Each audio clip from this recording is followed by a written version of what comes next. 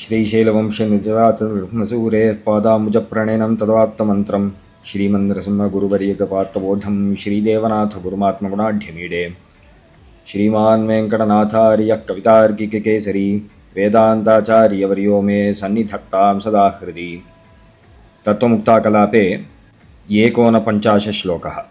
अन्यस्मिन्नन्यधर्मान् घटयति वियदाद्यत्र नातिप्रसक्तिः सिद्ध्यत्कार्योपयुक्तोपनयनियमोपेततच्छक्तिक्लिप्तेः एवं ह्येवाधिकायामपि दिशि भवतोऽतिप्रसङ्गो निषेध्यः धर्मी धर्मश्च कल्प्यौ तव तदितरता स्यात्तु काले स्वमानात् इति श्लोकः।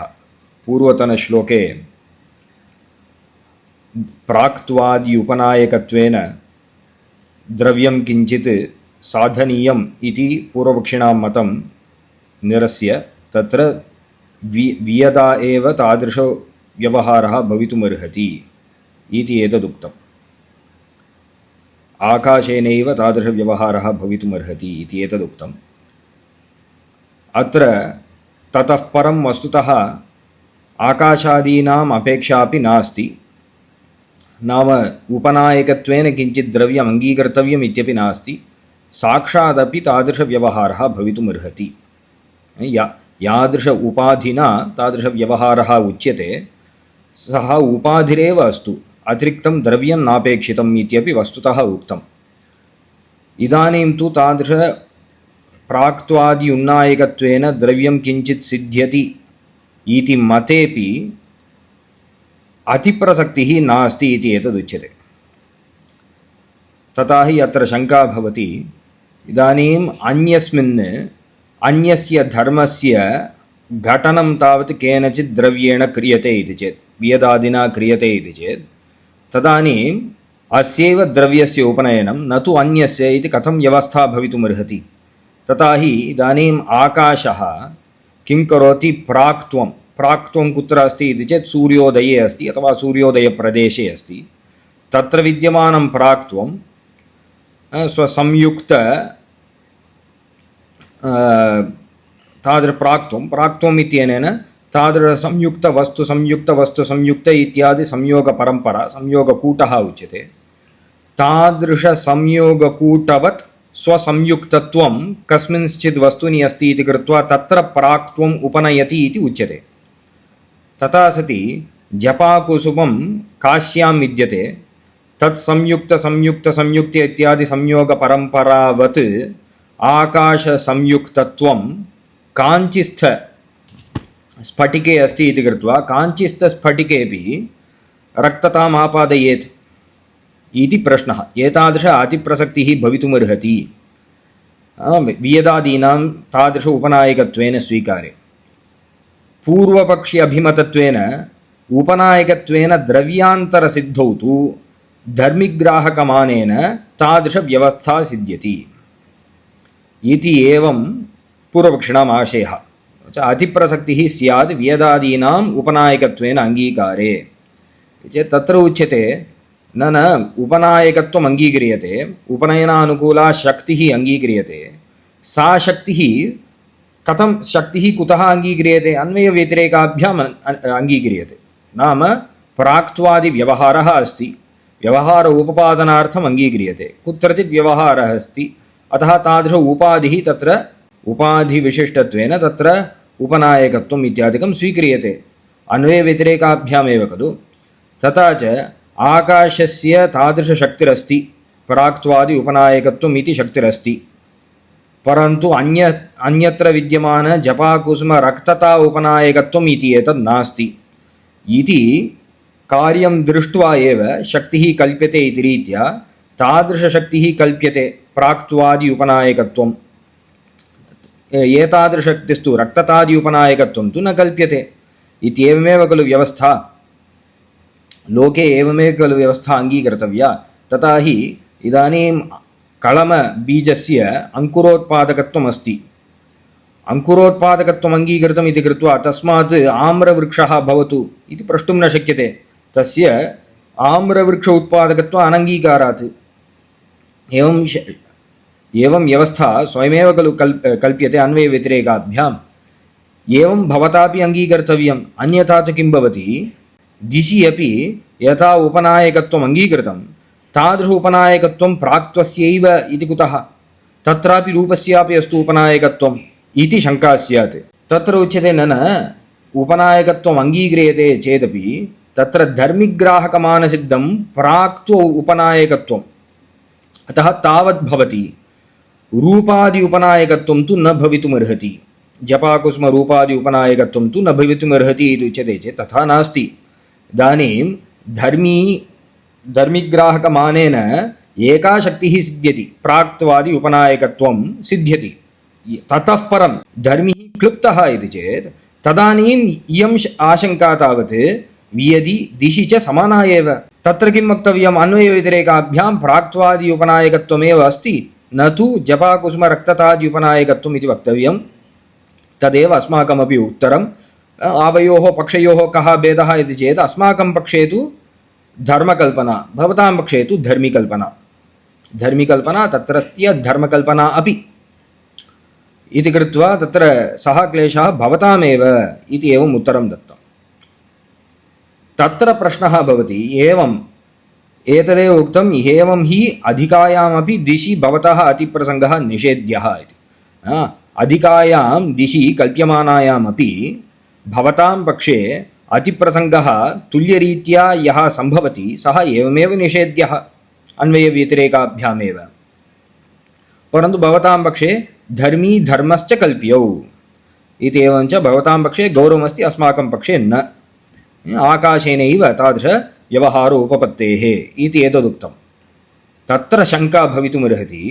आकाशेनैव आकाशस्य एतादृश उपनायकत्व अङ्गीकारेणैव नाम प्राक्त्वादि उपनायकत्व अङ्गीकारेणैव उपपत्तौ अधिका दिक् न कल्पनीया इति भवता उक्तं तद्वदस्तु आकाशस्यैव तादृश सूर्यपरिस्पन्दादि संयुक्त संयोगसम्बन्धेन आकाशस्यैव कालादि व्यवहारः भवतु नाम अतीतादिव्यवहारः भवतु अतः कालः अपि न कल्पनीयः कालः अपि न सिद्ध्येत् इति चेत् तत्र वदति तदितरता स्यात् तदितरता नाम एतादृशरीत्या धर्मिणः अकल्पनम् अपि तु धर्मस्यैव कल्पनम् इति यद् उत्तरं दत्तं तस्य अभावः भवतु काले कालविषये तु एतद् न भवति इति कुतः स्वमानात् कालस्य तु मानमन्यदस्ति कालः न प्राक्त्वादिव्यवहार अन्यथा अनुपपत्या अस्माभिः साध्यते अपि तु काले श्रुतिः अस्ति अनादिर्भगवान् कालः इत्यादि श्रुतिः अस्ति श्रुतिसिद्धो भवति कालः परन्तु दिशि श्रुतिः नास्ति अतिरिक्तायां दिशि श्रुतिः नास्ति इति कृत्वा तत्र एतादृशरीत्या अनुमानेन उपनायकत्वेन कल्पनीयम् इति चेत् तत्तु कल्पनीयमिति नास्ति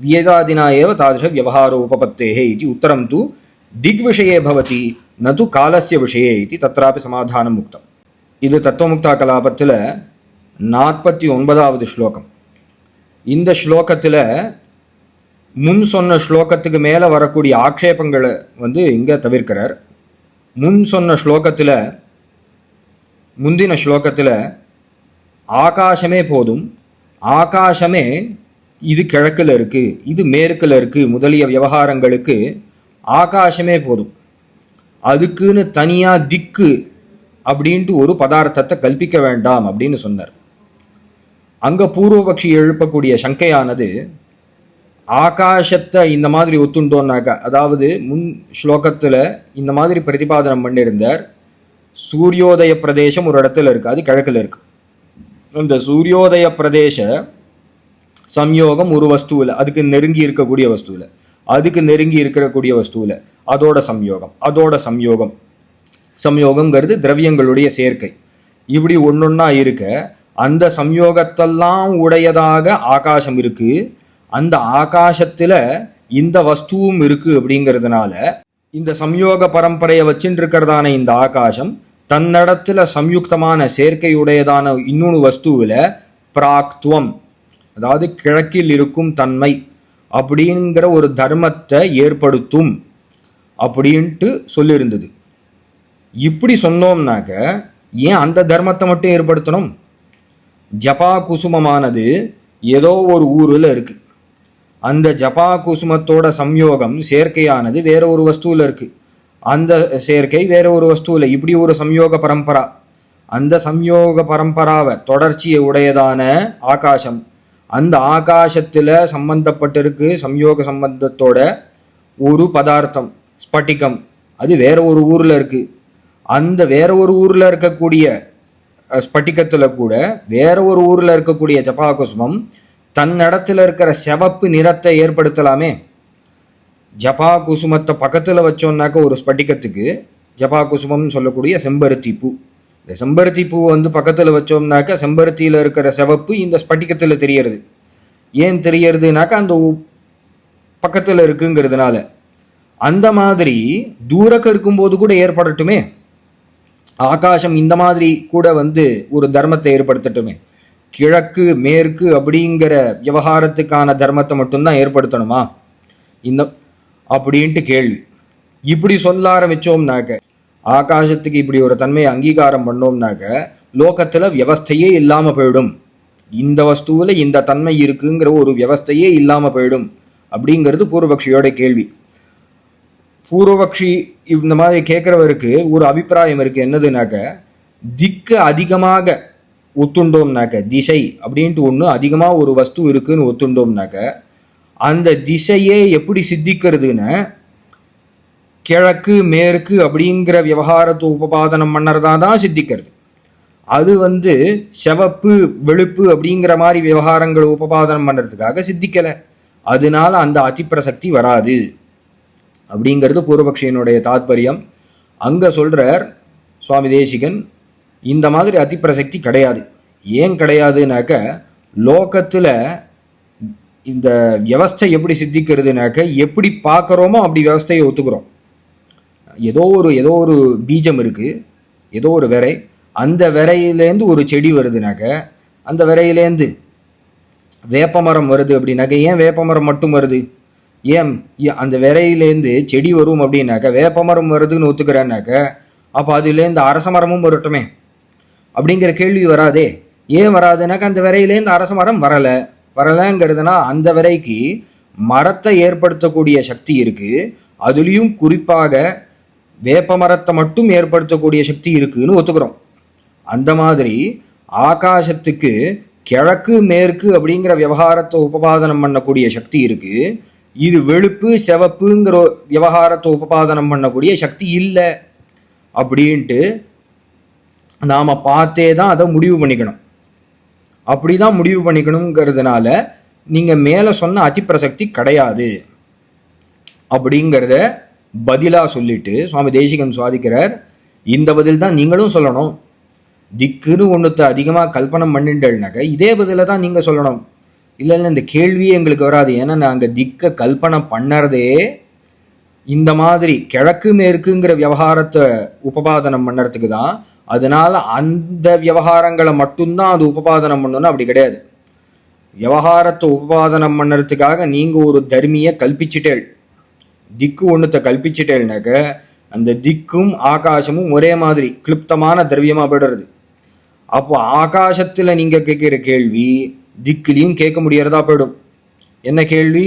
திக்கு கிழக்கு மேற்குங்கிற மாதிரி விவகாரத்தை உபபாதனம் பண்ணுற மாதிரி, அந்த மாதிரி சொல்லாடலை உபபாதனம் பண்ணுற மாதிரி மற்ற சொல்லாடல்களையும் கோர்வையாக்கட்டுமே அப்படிங்கிற கேள்வி வந்துடும். அதுக்கு என்ன பதில் சொல்லணும்? திக்குக்கு இந்த மாதிரி கிழக்கு மேற்குங்கிற விவகாரத்தை மட்டும்தான் ஏற்படுத்தக்கூடிய சக்தி இருக்குது, ஆனால் இதுக்கு இல்லை. அதாவது சிவப்பு வெளுப்புங்கிற மாதிரி விவகாரத்தை ஏற்படுத்துகிற சக்தி இல்லை. இதை நாம் பார்த்து தெரிஞ்சுக்கிறோம்னு சொல்லணும். அதே தான் எங்களுக்கும் பதில். ஆனால் என்ன வித்தியாசம் தெரியுமா?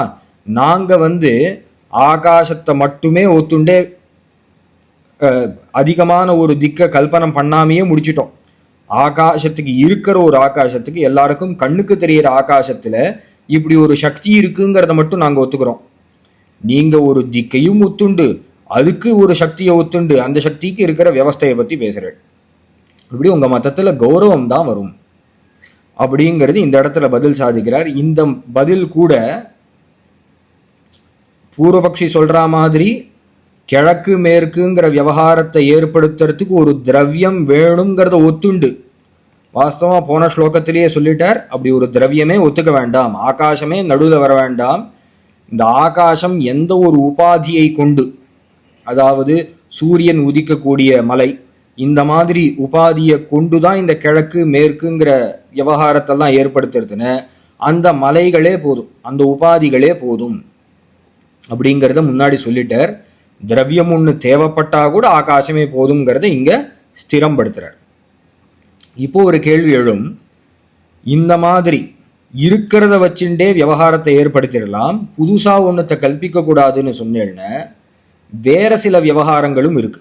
அதாவது இது முன் நடந்தது, இதுக்கு மேலே இப்படி நடக்க போறது அப்படின்ட்டு நாம கடந்த காலம், நிகழ்காலம், வருங்காலம் இப்படிலாம் விவகாரம் பண்றோம். இந்த விவகாரங்களை ஒத்துக்கிறதுக்காக, இந்த விவகாரங்களை எது ஏற்படுத்துறது அப்படின்னாக்க காலம்னு ஒரு திரவியம் இருக்கு, அந்த திரவியம் தான் இந்த விவகாரங்களெல்லாம் ஏற்படுத்துறது அப்படின்னு காலம்ங்கிற ஒரு திரவியத்தை ஒத்துக்கிறோம். அதையும் ஒத்துக்க வேண்டாமே, ஆகாசமே போதுமே, ஆகாசமே எல்லா இடத்தையும் இந்த விவகாரத்தை ஏற்படுத்தட்டும். ஆகாசம் அது ஏற்கனவே கண்ணுக்கு தெரியறது, அது கிளிப்தமா இருக்குங்கிறதுனால ஆகாசமே கிழக்கு மேற்குங்கிற விவகாரத்தை ஏற்படுத்தும்னு, ஆகாசமே வருங்காலம் நிகழ்காலம் அப்படிங்கிற விவகாரமும் ஆகாசம் மூலமாகவே சித்திக்கட்டுமே. அந்த விவகாரங்களுக்காக காலம்னு ஒரு திரவியம் எதுக்கு, நீங்க காலம்னு ஒரு திரவியத்தை ஒத்துக்கிறீங்களே சித்தாந்தத்தில்னு ஒரு கேள்வி வரும். அங்க பதில் என்னன்னா, நாங்க ஒன்றும் காலத்தை இந்த மாதிரி விவகாரத்தை ஏற்படுத்துறதுக்காக ஒரு திரவியம் வேணும் அதனால ஒத்துப்போம் அப்படின்லாம் ஒத்துக்கல. ஸ்ருதியில அநாதிர் பகவான் காலஹா முதலிய ஸ்ருதி வாக்கியங்கள்ல காலத்தை பத்தி பேசப்பட்டிருக்கு. அப்ப காலம்னு ஒன்று இருக்குன்னு தெரியுது. நாங்க கல்பிக்கல, அனுமானம் பண்ணல, இது சாட்சாத்து ஸ்ருதினாலேயே சித்திக்கிறதுங்கிறதுனால அதை ஒத்துக்கிறது. திக்கு ஸ்ருதினால சித்திக்கலைங்கிறதுனால, அது அனுமானத்தினால தான் கல்பிக்கணுங்கிறதுனால அந்த அனுமானம் செல்லாது.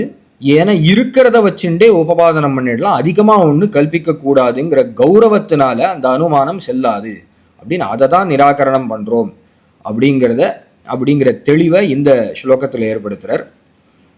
அந்யஸ்மின் அந்ய தர்மான் கடயது வியதாத்யத்ர நாதி பிரசக்தி சித்தியத் காரியோபயுக்தோபநய நியமோபேததச்சக்தி கிருப்தேஹே ஏவம் ஹ்யேவாதிகாயாம் அபி திசி பவதோதி பிரசங்கோ நிஷேத்யः தர்மீ தர்மஸ்ச கல்ப்யௌ தவ ததிதரதா ஸ்யாத்து காலே ஸ்வமானாத்.